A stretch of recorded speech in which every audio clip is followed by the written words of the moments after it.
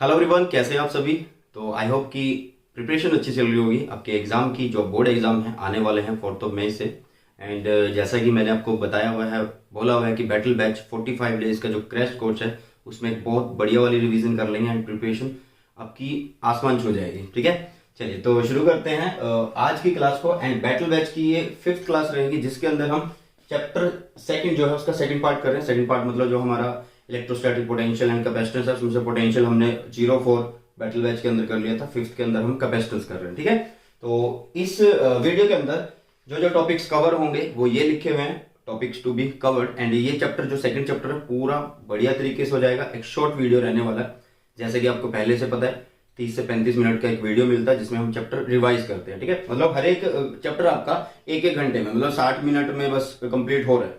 चलिए तो टॉपिक पढ़ेगा आज electrostatic of conductor, dielectric, polarisation, capacitor, capacitance, parallel plate, effect of dielectric, combination of capacitor and energy stored in a capacitor. ठीक है, तो चलिए शुरू करते हैं। एंड वीडियो को आगे बढ़ाने से पहले बस मैं यही कहूंगा कि चैनल को सब्सक्राइब नहीं किया, सब्सक्राइब कर लेना, बेल आइकन को प्रेस कर लेना। तो सबसे पहले हमारे पास जो टॉपिक आता है according to our syllabus, electrostatic of conductor आता है। ठीक है, कंडक्टर की कुछ प्रॉपर्टी हम पढ़ेंगे कि जब कंडक्टर को किसी एक्सटर्नल इलेक्ट्रिक फील्ड में रखा जाता है तो क्या होता है। देखिए, सबसे पहले मैं आपको स्टेट ऑफ इक्विलिब्रियम समझाता हूँ क्या होता है। यहाँ पे आपने क्या दिया हुआ, ये एक्सटर्नल इलेक्ट्रिक फील्ड है, एक्सटर्नल इलेक्ट्रिक फील्ड है ये। ठीक है, मैं इस तरह से सिंबल बना देता हूँ। तो क्या होगा जब आप इस एक्सटर्नल इलेक्ट्रिक फील्ड के अंदर, जिसमें ये पॉजिटिव होता है ये नेगेटिव होता है, ऐसे फील्ड चलेगा पॉजिटिव टू नेगेटिव, तो होगा क्या, जब हम इसके अंदर एक मेटेलिक कंडक्टर रख देंगे, क्या रख देंगे, मेटेलिक कंडक्टर रख देंगे, तो क्या होगा, कंडक्टर के अंदर क्या होते हैं, फ्री इलेक्ट्रॉन्स होते हैं। क्या होते हैं, फ्री इलेक्ट्रॉन्स होते हैं। तो ये जो फ्री इलेक्ट्रॉन्स होते हैं ये क्या करेंगे, मोशन करेंगे जैसे ही इलेक्ट्रिक फील्ड में रखा जाएगा। मतलब इस तरह से मोशन होगा कि जो आपके इलेक्ट्रॉन हैं वो कहाँ जाने शुरू हो जाएंगे, वो पॉजिटिव की तरफ जाने शुरू हो जाएंगे, पॉजिटिव की तरफ। ठीक है, एंड ये जरूरी नहीं होता कि कंडक्टर है तो उसके अंदर पॉजिटिव नहीं होंगे, तो वो जो इलेक्ट्रॉन इधर शिफ्ट हुए हैं तो पॉजिटिव हो जाएंगे उधर।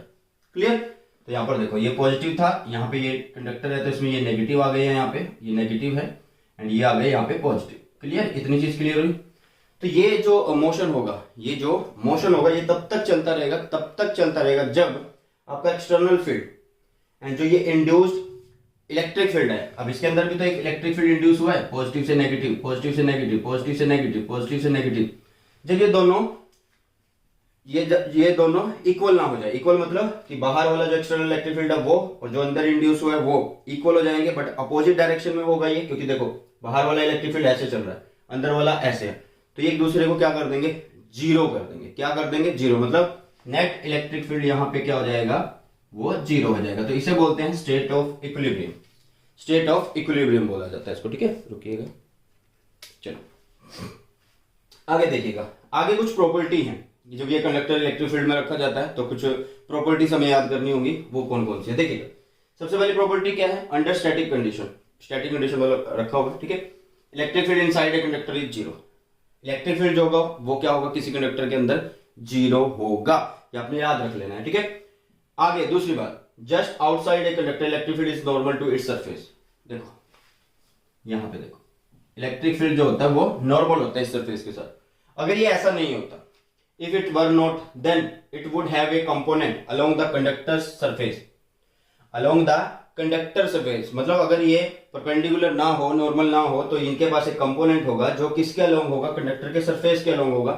वो फिर से क्या करेगा, that would cause the motion of charge, motion of charge को दोबारा से बनाएगा, तो वही फिर से वही क्या बन जाएगा आपका electrostatic equilibrium. And electrostatic equilibrium क्या होता है वो मैंने आपको बता दिया। ठीक है, चलिए थर्ड प्रॉपर्टी है, the whole body of conductor is equipotential, मतलब इस टाइम आप क्या बोलोगे, ये जो कंडक्टर है होल बॉडी इसकी, the whole body of conductor is equilibrium. क्यों, क्योंकि जो इनसाइड में फील्ड है वो जीरो है। ठीक है, excess charge on a conductor reside on its outer surface, कि जो एक्सेस चार्ज होता है वो हमेशा कहां पर रिसाइड करता है, आउटर सरफेस पर। ठीक है, क्योंकि हमने इनसाइड तो वैसे भी जीरो बोला है, तो जब भी आप चार्ज शो कर रहे होंगे तो बाहर शो करिएगा। ठीक है, electric potential is constant through out the volume of the conductor, जब यहाँ पे इक्विपोटेंशियल बोल दिया है तो इसका मतलब इसकी जो पोटेंशियल होगी वो कांस्टेंट होगी थ्रू आउट द वॉल्यूम, पूरे वॉल्यूम पर। जो कंडक्टर उसके इनसाइड में कहीं पे भी आप चेक कर रहे होंगे तो पोटेंशियल जो है कांस्टेंट है। ई, ये जो है electric field at the surface of the conductor कितना होगा, इतना होगा। Electric field at the surface of conductor इतना होगा, ध्यान दो कि ये कंडक्टर है, ये कंडक्टर है, ये शीट नहीं है। ये कंडक्टर है तो हमने सिग्मा अपॉन एप्सिलॉन नॉट लिखा है, लेकिन हम जब गॉस थ्योरम पढ़ते थे तो उसके अंदर जब हम शीट लिखते थे, एक शीट सिंगल शीट की वजह से जो चार्ज होती तो नीचे 2 आता था, ठीक है। तो यहाँ पे कंफ्यूजन क्रिएट नहीं करना आप लोगों को, ठीक है। तो ये था हमारे पास इलेक्ट्रोस्टैटिक ऑफ कंडक्टर। अब पढ़ते हैं डाइलेक्ट्रिक एंड पोलराइजेशन, जल्दी से इसको नोट कर लो फटाफट। नेक्स्ट हमारे पास अब डाइलेक्ट्रिक। डाइलेक्ट्रिक क्या होता है, ध्यान से सुनिएगा। डाइलेक्ट्रिक क्या होते हैं, इंसुलेटिंग मटेरियल होते हैं, मतलब नॉन कंडक्टिंग मटेरियल होते हैं, लेकिन ध्यान से सुनिए, कैन प्रोड्यूस इलेक्ट्रिकल इफेक्ट। मैंने अलग कलर से लिखा है इसको, इलेक्ट्रिकल इफेक्ट। इफेक्ट मतलब फील्ड नहीं है, ये इफेक्ट है, विदाउट कंडक्शन, मतलब बिना कंडक्शन किए ये इलेक्ट्रिकल इफेक्ट शो कर देते हैं। मतलब कि जब डाइलेक्ट्रिक जो होते हैं उनको अगर हम एक्सटर्नल इलेक्ट्रिक फील्ड में रखते हैं तो वो इलेक्ट्रिकल इफेक्ट शो करते हैं। तो वो जो मटेरियल होते हैं उन्हें बोला जाता है डाइलेक्ट्रिक। डाइलेक्ट्रिक की जो 2 types, polar dielectric, non polar dielectric, ठीक है। तो पोलर डाइलेक्ट्रिक क्या होंगे, देखिएगा ध्यान से। The polar dielectric are made up of polar atom. तो सिंपली यहाँ पे भी हम बोलेंगे कि नॉन पोलर जो है वो नॉन पोलर एटम से बने होंगे। इसमें क्या चीज खास है, ध्यान से देखिएगा कि इनमें क्या होगा, जो एटम होंगे उनके centre of positive and centre of negative coincide नहीं करेंगे, ठीक है। Does not coincide with the centre of negative. समझिए, जैसे कि एग्जांपल HCl, H ये प्लस है, ये क्या है प्लस, ये है माइनस, ठीक है। तो यहाँ पर हमने ये Cl बनाया, ये Cl बनाया, ये H बनाया, तो H का सेंटर, इसका H का सेंटर ये एंड इसका सेंटर ये। तो इनके सेंटर से जब हमने सेंटर निकाला, Cl और H का जब सेंटर निकाला, तो ये कोइंसाइड नहीं कर रहे हैं। देखिए ये यहाँ पर लाई कर रहे हैं, ये यहाँ पर नहीं मिल रहे हैं, ये यहाँ पर नहीं मिल रहे हैं, यहाँ पर, ठीक है। तो ये कोइंसाइड नहीं कर रहे हैं। तो इस तरह के जो एटम्स होंगे उन्हें बोला जाता है क्या, पोलर डाइलेक्ट्रिक। बहुत सारे एग्जांपल है, याद कर लीजिएगा। एंड इनके पास परमानेंट डाइपोल मूवमेंट होती है। इनके पास क्या होता है, ये कोइंसाइड करते हैं। क्या हो जाता है, इनका centre of positive and negative जो होता है वो कोइंसाइड करते हैं, मतलब जो सेंटर और पॉजिटिव होगा वो एक ही जगह है, तो इसका मतलब डाइपोल मूवमेंट वहां पर परमानेंट नहीं होती, इलेक्ट्रिक फील्ड अप्लाई करने पर होती है। The non polar dielectric are made up of non polar atoms in which centre of positive and negative charge coincide. Clear. चलिएगा एग्जांपल देख लीजिएगा, बहुत सारे और एग्जांपल है। पोलराइजेशन की बात करते हैं। पोलराइजेशन क्या है, अभी हमने बात की कि इलेक्ट्रिक फील्ड के अंदर अगर हम डाइलेक्ट्रिक रखें तो क्या होगा। डाइलेक्ट्रिक में अब है तो दोनों ही चीजें हैं, पॉजिटिव भी है नेगेटिव भी है। तो क्या होगा, वो इंड्यूस हो जाएंगे, अलग अलग हो जाएंगे। एक सिरे पे नेगेटिव आ जाएगा, एक सिरे पे पॉजिटिव आ जाएगा, ठीक है। It is a process of inducing equal and opposite charge on the 2 faces of the dielectric on the application of electric field. ये एक प्रोसेस है पोलराइजेशन। पोलराइजेशन का मतलब भी तो यही होता है, चला रहे हैं, ठीक है। तो पोलराइज, यहाँ पे चार्ज क्या हो रहे हैं, पोलराइज हो रहे हैं, वो घूम रहे हैं, एक से उधर जा रहे हैं, पॉजिटिव एक साइड जा रहे हैं, नेगेटिव एक साइड जा रहे हैं, ठीक है। चलिएगा, या फिर आप एक सिंपल फॉर्मूला, मैथमेटिक्स फॉर्मूला बोल सकते हो। P is the polarisation, P is polarisation and N is the number of atom, ठीक है। चलिएगा आगे क्या है, P is the induced dipole moment. मतलब जब आपको, यहां से समझो कि जब आपने क्या किया, डाइलेक्ट्रिक रखा किसी इलेक्ट्रिक फील्ड के अंदर, तो इलेक्ट्रिक फील्ड ऐसे जाएगा, तो यहाँ पे क्या आ जाएंगे, नेगेटिव चार्ज आएंगे, क्योंकि इलेक्ट्रिक फील्ड हाई से लो चलता है। हाई मतलब पॉजिटिव से नेगेटिव जा रहा है, तो यहाँ पे नेगेटिव जाएंगे, यहाँ पे पॉजिटिव, तो अंदर एक इलेक्ट्रिक फील्ड इंड्यूस हो रहा है, मतलब चार्जेस बन रहे हैं ना। तो वो चीज यहाँ पे लिखा हुआ है कि क्या, P is the induced dipole moment. मतलब जब अगर पॉजिटिव नेगेटिव अलग हुए तो इसका मतलब डाइपोल मोमेंट तो बनेगी। क्लियर। तो पोलराइजेशन होता है इस तरह से, तो आप इसको इस तरह से भी याद रख सकते हैं। आगे ये एक बिहेवियर समझाया हुआ मैंने। देखो, जब भी किसी इलेक्ट्रिक फील्ड के अंदर कंडक्टर रखा जाता है तो उसके अंदर जो ईएमएफ इलेक्ट्रिक फील्ड इंड्यूस होता है वो बिल्कुल इक्वल हो जाता है इस बाहर वाले इलेक्ट्रिक फील्ड के, बट अपोजिट डायरेक्शन में। तो दैट्स वाई क्या होता है कि नेट इलेक्ट्रिक फील्ड वहां पे 0 होती है। But in case of dielectric थोड़ी कहानी अलग है। कैसी, ये इलेक्ट्रिक फील्ड है, ये चार्ज इंड्यूस कर रहा है, इसके अंदर जो इलेक्ट्रिक फील्ड बन रहा है वो अपोजिट डायरेक्शन में बनेगा, इंड्यूस्ड इलेक्ट्रिक फील्ड बोलेंगे। लेकिन वो क्या होगा, वो जो बाहर वाला इलेक्ट्रिक फील्ड है और जो ये इंड्यूस्ड इलेक्ट्रिक फील्ड है इसके इक्वल नहीं होगा। मतलब अंदर की वैल्यू जो होगी, अंदर की जो वैल्यू होगी ऐसे होगी, मतलब अंदर की वैल्यू कम रहने वाली है बाहर वाले से। तो मतलब कहने का मतलब यहाँ पे इलेक्ट्रिक फील्ड होगा, कुछ ना कुछ इलेक्ट्रिक फील्ड होगा। बट क्या होगा कि इसमें से अब जो इलेक्ट्रिक फील्ड जा रहा है, मान लीजिए यहां से पहले क्या जा रहा था, E0 जा रहा है, आपने रास्ते में डाइलेक्ट्रिक रख दिया। अब डाइलेक्ट्रिक में से कितना इलेक्ट्रिक फील्ड जाएगा, उतना इलेक्ट्रिक फील्ड जाएगा जितना इसमें से कट चुका है वो कट चुका, और बाकी बचा हुआ रह जाएगा, वो जाएगा यहाँ से इलेक्ट्रिक फील्ड। ठीक है, तो ये था डाइलेक्ट्रिक और polar, non polar, polarisation, behaviour. तो जल्दी करिए एक बार, हमने इलेक्ट्रोस्टैटिक और कंडक्टर कर लिया, डाइलेक्ट्रिक्स कर लिया, पोलराइजेशन। अब पढ़ते हैं capacitor and capacitance and parallel plate. फटाफट करते हैं इसे भी, जल्दी देखिएगा।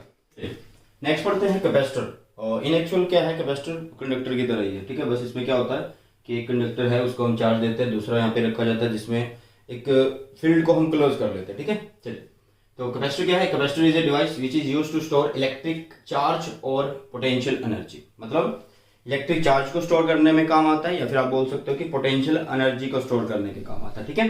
बोल दिया। It is made up of two isolated conductor. दो आइसोलेटेड कंडक्टर से बना होता है, carrying equal and opposite charges. Carrying equal and opposite charges placed at small separation. मतलब सॉरी, दो कंडक्टर हैं, दोनों पे, एक पे पॉजिटिव एक पे नेगेटिव है, इन्होंने बोला ये, and placed at small separation. तो कुछ ना कुछ उनके बीच में गैप है। सर आपने ऐसे क्यों बनाया? तो कुछ भी शेप हो सकती है ऐसे, ठीक है। एंड ये सिंबल है किसका? कैपेसिटर का। एक ये और एक इस तरह से भी होता है, ठीक है। तो ये चीजें याद करिएगा। कैपेसिटेंस की अगर हम बात करें, कैपेसिटेंस नॉर्मली अगर आप याद करना चाहते हो तो कैसे करोगे?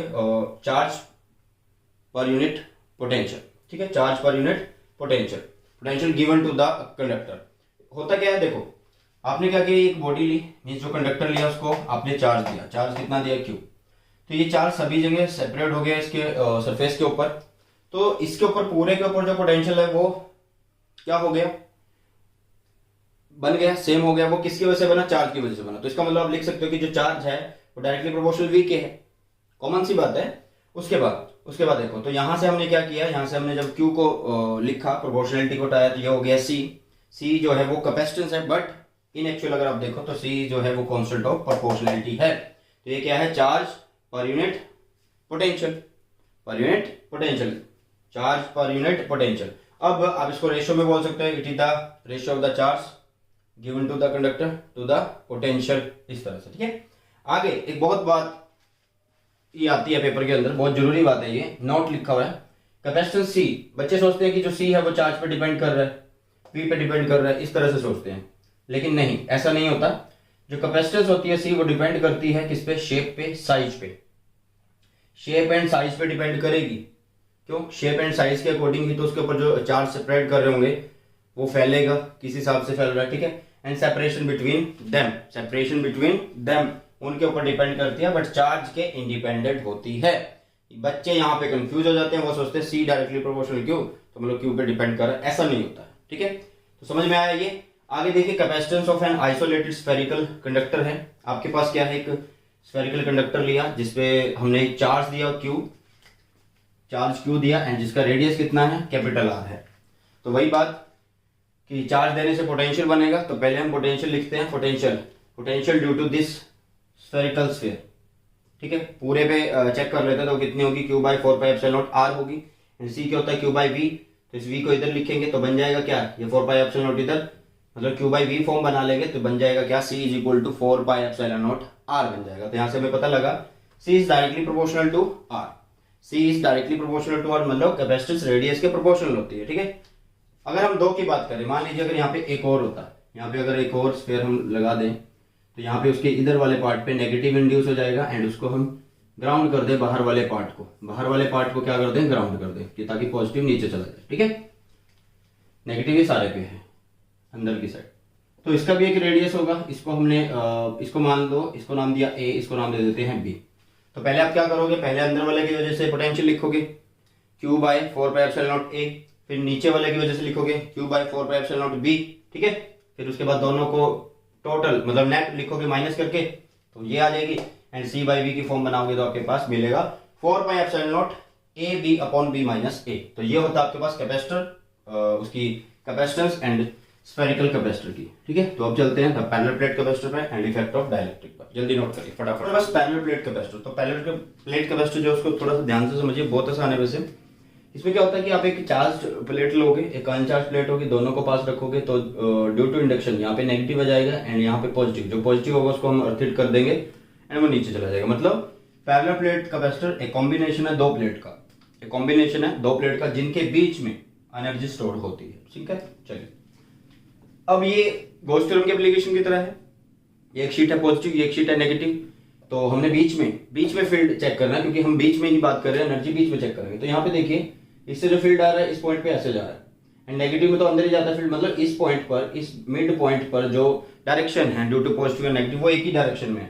तो इसलिए हम क्या कर रहे हैं, electric field due to positive लिख रहे हैं प्लेट के, ड्यू टू नेगेटिव लिख रहे हैं, एंड दोनों को ऐड कर रहे हैं। अब कई बच्चे बोलेंगे कि नेगेटिव था यहाँ पे, नेगेटिव क्यों लगाया? देखो जो ये नेगेटिव है ये सिर्फ क्या शो कर रहा है, ये डायरेक्शन शो कर रहा है। डायरेक्शन हमने बना तो ली है कि इस साइड जा रहा है, सिंपल है, ठीक है। तो दैट्स वाई हम पॉजिटिव लेंगे यहाँ पे। अगर आप नेगेटिव लोगे फिर यहाँ पे थोड़ा सा झंझट पड़ेगा, फिर आप घुमा के लिखोगे तो वो समझ नहीं आने वाला। तो ये सिंपल तरीका है। इसको जब हमने सोल्व किया तो हमें मिल गया E is equal to sigma upon 2 epsilon naught. तो देखो कंडक्टर में ये हो गया ना, क्योंकि ऊपर आएगा 2 नीचे आएगा 2 तो कट जाएगा, तो ये बचा। अब इसके बाद कि जब आपने इसको चार्ज दिया तो पोटेंशियल क्रिएट हो रहा है, पोटेंशियल क्रिएट हो रहा है, तो वहां पे इलेक्ट्रिक फील्ड बन रहा था, डिस्टेंस d पे है, तो v हम ऐसे लिख सकते हैं E इंटू डी। ई कितना ये रहा, sigma by epsilon naught D ये रहा। And sigma is the surface charge density, जिसको हम कैसे लिखते हैं, पढ़ते आ रहे हैं चैप्टर फर्स्ट से, Q by A charge by area, ठीक है। चलिएगा आगे देखिएगा, आगे क्या है आपके पास, इस सिग्मा को हमने यहाँ पे रखा तो ये बन गया Q by A D epsilon naught V। And Q by V is C, Q by V is C, तो Q बाय V की फॉर्म बना ली तो बन गया A epsilon naught by D, and Q by V को हम C बोलते हैं, तो हमारा फॉर्मूला आ गया C is equal to A epsilon naught D आ गया। इसका मतलब कि जो आपका कैपेसिटेंस है वो डायरेक्टली प्रोपोर्शनल है एरिया के एंड इनवर्सली प्रोपोर्शनल है डिस्टेंस बिटवीन द प्लेट्स के। क्लियर? चलिए अब बहुत इंपॉर्टेंट टॉपिक जिसमें छोटे छोटे क्वेश्चन बहुत बन सकते हैं, effect of dielectric in capacitor. क्या इफेक्ट होता है? आपके पास प्लेट है, जैसे ये था, ये प्लेट है, इस टाइम इसके बीच में फील्ड जो है वो कितना E नॉट है। मान लेते हैं कि वैक्यूम है तो इसलिए E नॉट लिख दिया, तो मैंने E नॉट लिखा हुआ है, E नॉट लिखा। लेकिन जैसे मैंने इसके अंदर डाइलेक्ट्रिक डाला तो डायरेक्टिव में अभी हमने पोलराइजेशन पढ़ा था, तो क्या होगा, नेगेटिव एक साइड आ जाएंगे, पॉजिटिव एक, मतलब अंदर एक इलेक्ट्रिक फील्ड बन जाएगा जिसको हम EI बोलते हैं, इंड्यूस्ड इलेक्ट्रिक फील्ड बोलते हैं। तो इसका मतलब नेट इलेक्ट्रिक फील्ड को मैं ऐसे लिख सकता हूं E नॉट माइनस EI। क्यों? क्योंकि जो EI होगा वो थोड़ा सा कम होगा किससे, E नॉट से, तो मतलब कुछ ना कुछ फील्ड यहाँ पे बचने वाला है। या फिर मैं ऐसा भी तो बोल सकता हूं कि जो मेरा नेट इलेक्ट्रिक फील्ड है वो क्या है, कि जो टोटल इलेक्ट्रिक फील्ड था वो कुछ ना कुछ अब डिवाइड होके जा रहा है। अब एक बात सिंपल सी समझो, इलेक्ट्रिक फील्ड है, प्लेट रखी डाइलेक्ट्रिक के अंदर से कितना फील्ड जाएगा, जितना इंड्यूस हो गया उसको काटने के बाद जितना बचेगा वही जाएगा ना। तो इसका मतलब मैंने ये लिख दिया कि जो E नॉट है वो घट के जा रहा है, जो एक्चुअल E नॉट है वो इसमें से अब घट के जा रहा है, कम होके जा रहा है। किस फैक्टर से? जो इसका डाइलेक्ट्रिक कांस्टेंट है के उस फैक्टर से, मैंने ये लिख दिया। तो E नेट होगा E नॉट बाई के। तो सिंपल सी बात है कि जब आपने डाइलेक्ट्रिक रखा है यहाँ पर, तो जो नेट इलेक्ट्रिक फील्ड होता है प्लेट के अंदर से वो E नॉट बाई के होता है। E नॉट बाई के मतलब इलेक्ट्रिक फील्ड जो टोटल वाला था वो घट गया, जो शुरू वाला था स्टार्टिंग वाला, ठीक है। बाकी वही है कि इस नेट को यहाँ पे रखा तो ये इक्वेशन हमारे पास बन गई, यहाँ से E नॉट एक साइड कर दिया, EI एक साइड कर दिए, तो मेरे पास ये रिलेशन बनेगा। एंड E को कैसे लिखते हैं, E को ऐसे लिखते हैं सिग्मा बाई एप्सिलॉन नॉट से, तो इंड्यूस को लिख रहे हो तो सिग्मा E, वैक्यूम के लिए लिख रहे हो तो नॉट लिख देंगे, ठीक है। अब यहाँ पे without dielectric and with dielectric का इफेक्ट पढ़ते हैं कि जब हमने कोई डाइलेक्ट्रिक नहीं रखा तो उनके बीच में पोटेंशियल कितनी होगी, E और D होगी, जैसे हम यहाँ पे लिखते हैं E और D। क्लियर है कि इलेक्ट्रिक फील्ड बाहर वाला वैक्यूम जो हम E नॉट मान रहे हैं। चलिए अब इसके बाद अगर मैं उधर की बात करूं, जब मैंने डाइलेक्ट्रिक रख दिया तो अब कैसे लिखोगे, अब इलेक्ट्रिक फील्ड जो बाहर था अब प्लेट में से कितना होके जा रहा है, प्लेट में से तो ये जा रहा है ना E नॉट बाई के। टोटल जो इलेक्ट्रिक फील्ड आ रहा था स्टार्टिंग से E नॉट वो अब घट गया है डाइलेक्ट्रिक के से, तो मैंने लिख दिया कि E नॉट बाई के होगा, तो डिस्टेंस D। अब देखो E नॉट इंटू डी को तो V नॉट बोलते हैं ना, तो ये V नॉट बाई के हो गया, मतलब डाइलेक्ट्रिक रखने से यहाँ पे जो पोटेंशियल है वो कम हो गई है, यहाँ पे जो पोटेंशियल है वो कम हो गई है बाई फैक्टर के, डिक्रीज होगी, ठीक है। चलिए कैपेसिटेंस कैसे लिखते हैं, Q बाई V नॉट से लिखते हैं जब डाइलेक्ट्रिक नहीं रखा।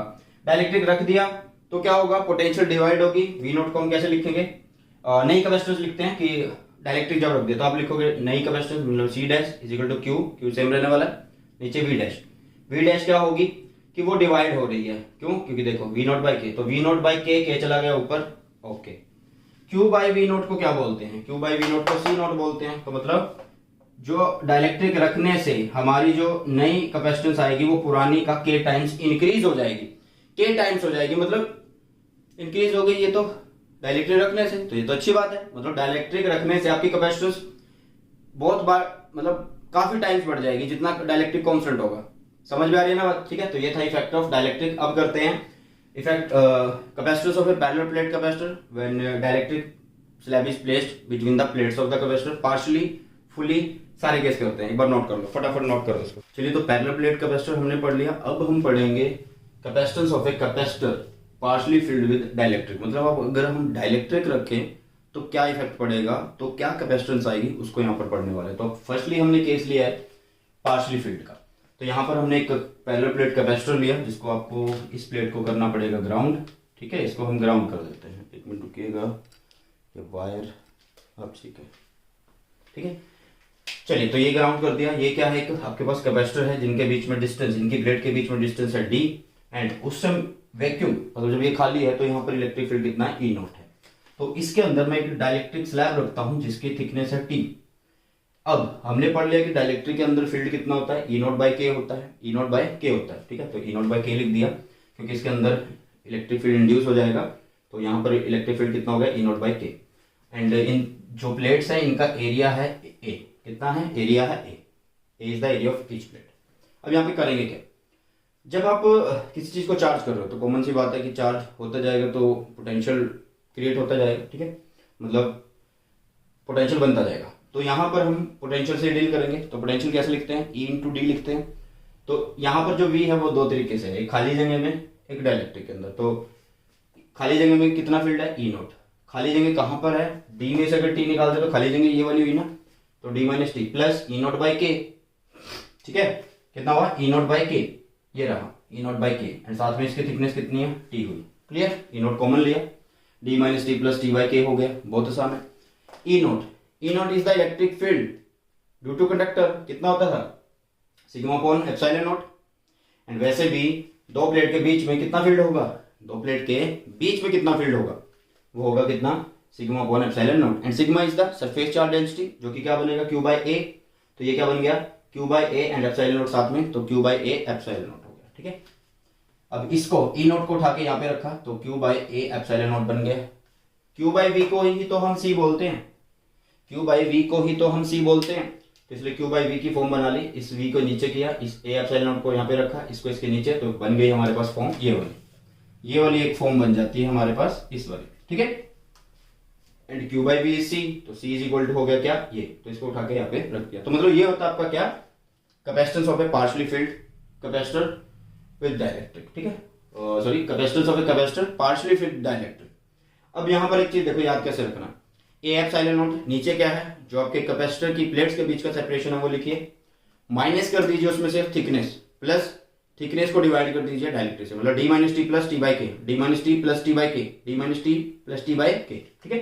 अब यहां पर हम 3 केस करते हैं कि अगर इस तरह की पार्शियली फील्ड जो है बहुत सारी प्लेट्स रखी हो, स्लैब्स रखी हो, तो मैंने लिखा कि फॉर एन स्लैब, तो कैसे लिखेंगे हम, सेपरेशन तो सेम ही रहने वाला है, तो इसलिए डी रखा, माइनस एक प्लेट की थिकनेस, दूसरी की थिकनेस, तीसरी की, इस तरह से करते करते एन तक, प्लस आ गया, प्लस टी एक की थिकनेस और उसी का क्या, डाइलेक्ट्रिक कांस्टेंट, तो T1 बाई K1, दूसरी की थिकनेस उसके डाइलेक्ट्रिक कांस्टेंट, तीसरी, इसी तरह से करते करते n तक। तो ये हुआ आपका फॉर n स्लैब, एंड ये पार्शियली फील्ड है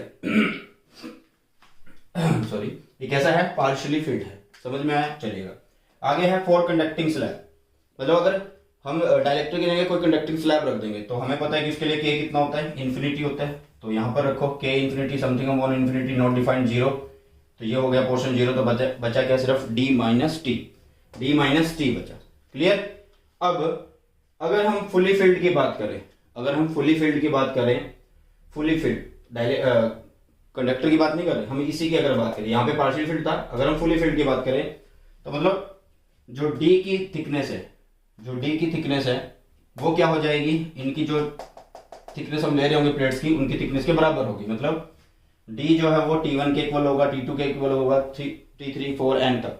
तो मतलब ये वाला पोर्शन तो खत्म है, ये वाला मीन्स कहने का मतलब ये वाला पोर्शन खत्म हो जाएगा, इतना पोर्शन ये, ठीक है। बचेगा कौन, बस T बाई K वाला, तो उसको हमने यहाँ पे लिख दिया T1 by K1 plus T2 by K2 plus T3 n, इस तरह से चलता जाएगा, ठीक है। तो ये था आपका फुली फील्ड, ये पार्शियली फील्ड, ये कंडक्टिंग स्लैब के लिए, एंड ये टॉपिक हो गया आपका क्या, capacitance of a capacitor partially field with dielectric, समझ में आया, ठीक है। अब बात करते हैं कॉम्बिनेशन ऑफ कैपेसिटर की। मैं जब भी कॉम्बिनेशन पढ़ाता हूँ तो एक चीज बोलता हूँ आपको कि सिर्फ एक चीज को समझ लो कि क्या चीज डिवाइड हो रही है उस कॉम्बिनेशन के अंदर। तो जब भी हम कैपेसिटर को सीरीज में लगाएंगे, मैंने यहाँ पे 3 कैपेसिटर लिए, तीनों को सीरीज में लगाया, तीनों की कैपेसिटेंस C1 C2 C3 है, ठीक है, एक की C1 C2 C3, एंड इसके क्रॉस क्या लगा दी, एक पोटेंशियल लगाई जो कि यहाँ से करंट दे रही है, मतलब यहाँ से चार्ज जाके इनको चार्जिंग की जा रही है कैपेसिटर को। तो अभी एक बात देखो कि यहाँ पर जो करंट था सीरीज में जो करंट होता है वो सेम रहता है, बट यहाँ पे हम डील करेंगे किसके साथ, चार्ज के साथ, मतलब यहाँ पे चार्ज सेम रह रहा है हर एक के अक्रॉस। तो डिवाइड क्या हो रहा है, वोल्टेज V1 V2 V3 कि C1 के अक्रॉस अलग वोल्टेज है, C2 के अक्रॉस अलग वोल्टेज है, C3 के अक्रॉस अलग वोल्टेज है।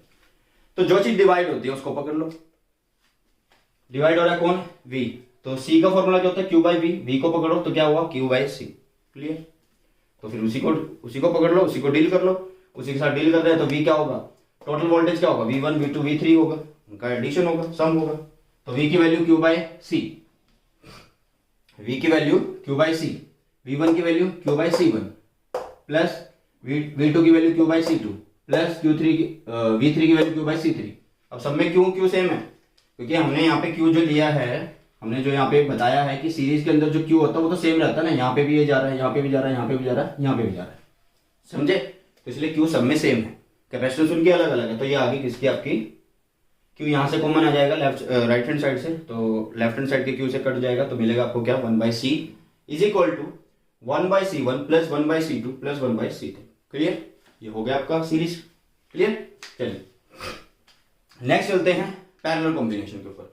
पैरेलल कॉम्बिनेशन में क्या होगा कि आपको इस तरह से अरेंजमेंट दिखेगा, C1 C2 C3 ऐसे लगाया हुआ है एंड यहाँ पर V होगा। पैरेलल में क्या होता है, सेम एंड से जुड़ते हैं, सेम एंड से जुड़ते हैं, मतलब जो फर्स्ट एंड है वो फर्स्ट एंड से जुड़ा होगा, सेकंड एंड है वो सेकंड एंड से, वहां से कॉमन वायर से वो पोटेंशियल ड्रॉप से किसी पोटेंशियल से जुड़े होते हैं। अब आगे देखिएगा क्या चीज डिवाइड दिख रही है आपको यहाँ पे, यहाँ से अगर चार्ज चला, यहाँ से अगर चार्ज चला Q, तो ये चार्ज यहाँ पे भी पहुंच रहा है जिसको मैं Q1 लिख दूं, यहाँ पे भी पहुंच रहा है, चलो स्मॉल में ही रख लो कोई दिक्कत नहीं है, ठीक है। तो यहाँ पे इसको Q लिख दो, ठीक है। तो वो ऊपर भी जा रहा है, नीचे भी जा रहा है एंड थर्ड ब्रांच में भी आ रहा है। तो इसका मतलब डिवाइड कौन है, चार्ज। तो चार्ज को कैसे लिखते हैं, चार्ज को कैसे लिखेंगे, अगर यहां से देखें तो CV से लिखेंगे, ठीक है। चार्ज को कैसे लिखेंगे, CV से। तो पहले टोटल चार्ज लिखा, Q क्या होगा, Q1 Q2 Q3 का सम होगा। फिर Q को कैसे लिखते हैं, CV से लिखते हैं। Q1 को कैसे लिखेंगे, C1V। V को 1 क्यों नहीं करा, क्योंकि पैरेलल के अंदर पोटेंशियल सेम रहेगा हर एक के अक्रॉस, हर एक ब्रांच में। तो यहाँ पे रखा C1V plus C2V plus C3V। तो यहाँ से V कॉमन है राइट हैंड साइड से, तो लेफ्ट हैंड साइड के V से कट हो जाएगा, तो आपके पास बच गया C is equal to C1 plus C2 plus C3। मतलब आप बोल सकते हो कि सिंपल एक समेशन हो रहा है, C is equal to summation of CI मतलब I की वैल्यू 1 से लेकर N तक है, कहीं तक भी जा सकती है, बस सिंपली आपको ऐड करना है, ठीक है। तो ये हुआ आपका capacitance of a capacitor partially filled with dielectric, and यहाँ पे हुआ कॉम्बिनेशन ऑफ कैपेसिटर जहाँ पे हमने सीरीज एंड पैरेलल कर लिया। अब बचता है energy stored in a capacitor, इसको नोट करो, अभी करते हैं इसको भी। करते हैं energy stored in a capacitor. Firstly हमें पता होना चाहिए कि एनर्जी स्टोर्ड क्या होता है। देखिए हम यहाँ पर क्या कर रहे थे, कैपेसिटर को चार्ज कर रहे थे, ठीक है। तो यहाँ पे क्या बोलेंगे, the total amount of work done in charging कि चार्जिंग करने में जो टाइम लगता है, टोटल काम करना पड़ता है, total amount of work in charging the capacitor is stored up in the capacitor in the form of electric potential energy, ठीक है।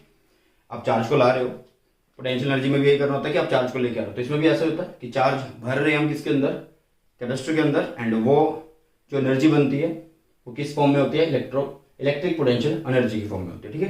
तो यहाँ पर हम ये मान लेते हैं इनिशियली कि जो चार्ज है कैपेसिटर के ऊपर वो Q है, किसी एक पॉइंट पर किसी एक टाइम के लिए फॉर टाइम t किसी एक टाइम t पर हम मान लेते हैं कि चार्ज जो है कैपेसिटर पे कितना है, Q है, एंड उस टाइम उसका जो पोटेंशियल है वो V है, मान लिया। अब हम क्या कर रहे हैं कि अगर उस पर पहले से चार्ज पड़ा है Q, तो वो एक इलेक्ट्रिक फील्ड बनाएगा चार्ज, ठीक है। तो उस चार्ज के अपोजिट अगेंस्ट हम दूसरा चार्ज लेके आ रहे हैं, एक स्मॉल चार्ज लेके आ रहे हैं dq चार्ज करने के लिए कैपेसिटर को। तो आपको क्या करना पड़ेगा, काम करना पड़ेगा, क्यों, क्योंकि वहां पे पहले से चार्ज है, चार्ज के अपोजिट आपको काम करना पड़ रहा है, तो वर्क डन तो करना ही पड़ेगा, ठीक है। तो आप छोटा चार्ज ला रहे हो dq, तो आपको काम भी कैसा करना पड़ेगा, स्मॉल वर्क डन करना पड़ेगा। तो dw कैसे लिख सकते हैं, vq होता है ना, तो इसलिए dq एंड v लिख दिया मैंने, ठीक है। तो v क्या होता है, q/c। अगर पोटेंशियल v लिख रहे हैं तो कैसे लिखी जाएगी, q/c से लिखी जाएगी ना, सिंपल है। तो q/c यहां पे रख दी तो बन गया q/c। अब dw था स्मॉल वर्क डन था, इसी तरह से मैं टोटल वर्क डन निकालूं तो इनिशियल जो वर्क है वो 0, टोटल वर्क हो जाएगा मेरा W। इसी तरह से चार्ज मैं 0, एंड जब मैं इसको फुली चार्ज कर दूंगा, मतलब जब वोल्टेज चार्ज कर देगी, इसको पोटेंशियल चार्ज कर देगी, तो स्टर्न चार्ज होगा टोटल Q।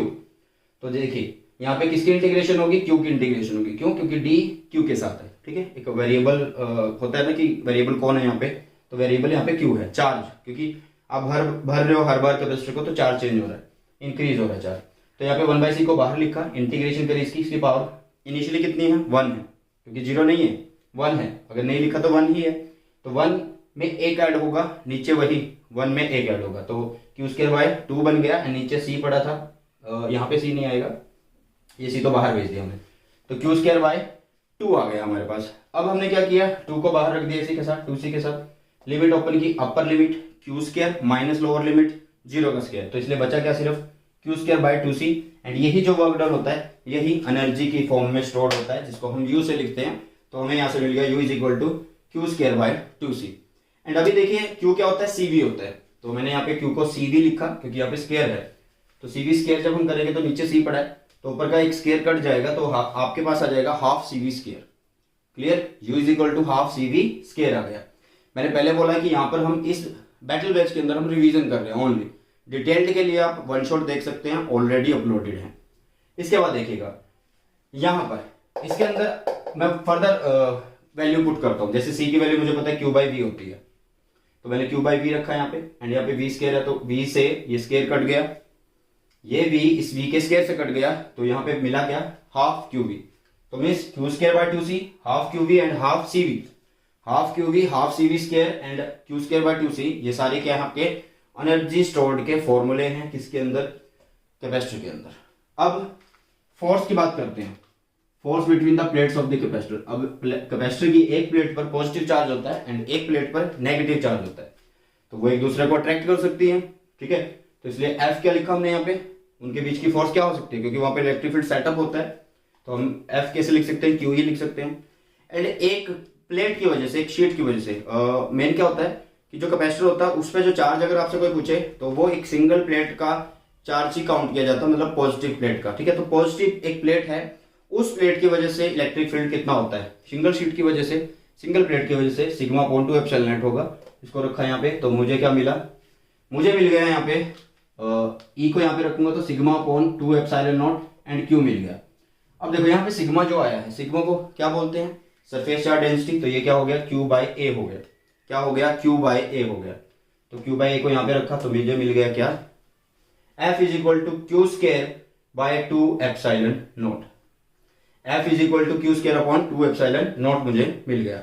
अब फर्दर और भी चेंज कर सकते थे, यहाँ पे Q की वैल्यू भी रख सकते थे आप, मतलब अब यहां से ऐसे भी कर सकते थे कि Q क्या होगा, σA होगा, ठीक है। तो यहाँ पे σ² भी कर सकते थे आप, कोई खास बात नहीं है, σ² भी कर सकते थे, ठीक है। तो ये होता है force between the plates of capacitor. And by chance एक फॉर्मूला आ जाता है आपके पास न्यूमेरिकल के लिए, ठीक है, तो एनर्जी डेंसिटी होता है वो। तो यहाँ पे एनर्जी डेंसिटी आपसे कैसे लिखा जाता है, एनर्जी डेंसिटी अगर न्यूमेरिकल में आता है, और डेरिवेशन तो चलो नहीं आएगा, अगर आता है न्यूमेरिकल अगर आता है, तो फॉर्मूला याद कर लो, energy stored per unit volume of the capacitor, ठीक है। मींस रेशो बोल सकते हो, एनर्जी स्टोर्ड कितनी कैपेसिटर के अंदर, नीचे आएगा वॉल्यूम ऑफ द कैपेसिटर। तो बस यही था आज के इस बैटल बैच की 05 क्लास के अंदर, 5वीं क्लास के अंदर। एंड इससे पहले की 4 क्लासेस हमने कर ली हैं, और मुझे थोड़ा सा टाइम नहीं लग रहा, अदरवाइज मैं प्लेलिस्ट बना दूंगा इसकी, ठीक है। जैसे टाइम लगेगा मैं प्लेलिस्ट अपडेट कर दूंगा, एंड वहां से आप सारी बैटल बैच की क्लासेस को देख सकते हैं। तो chapter number 2 electric potential and capacitor physics class 12 खत्म हो गया, रिवाइज कर लिया एक बेस्ट वे में। डिटेल्ड के लिए आप अलग से मैंने वन शॉट अपलोड किए हुए हैं, उनके लिए जा सकते हैं। एंड अगर मैं आपको कहूँ कि आपको डिटेल अगर देखने हैं, कम टाइम में देखने हैं, तो उनकी स्पीड बढ़ा के आप देख लो, 1.5x कर लो, 2x कर लो, 2x तो ज्यादा हो जाएगा, 1.25 कर लो, 1.5 कर लो, वो आपकी मर्जी है, ठीक है। मतलब जितनी स्पीड में आपको समझ आता है उतनी स्पीड करके देख लो, ज्यादा अच्छा रहेगा। एंड यहाँ से आपकी रिवीजन हो रही है 25 से 30 मिनट की एक वीडियो से। तो आई होप कि वीडियो आपको अच्छी लगी होगी एंड अच्छे से समझ में आया होगा। एंड इसी के साथ इस वीडियो को करते हैं फिनिश, समाप्त। मिलते हैं हमारी नई वीडियो में। बस यही बोलूंगा वीडियो को समाप्त करने से पहले कि हेल्प करो दूसरों की। एंड जो बच्चे पेड कोर्सेज नहीं ले सकते, पैसा देकर नहीं पढ़ सकते, जो फ्री में पढ़ सकते हैं, उनके पास लिंक को शेयर करो, चैनल को शेयर करो, वीडियो को शेयर करो। बस यही मैं बोलूंगा, ठीक है। चलिए इसी के साथ इस वीडियो करते हैं, इस वक्त मिलते हैं हमारी नई वीडियो में। Thanks for the watching, God bless you all, have a nice day, bye bye, take care.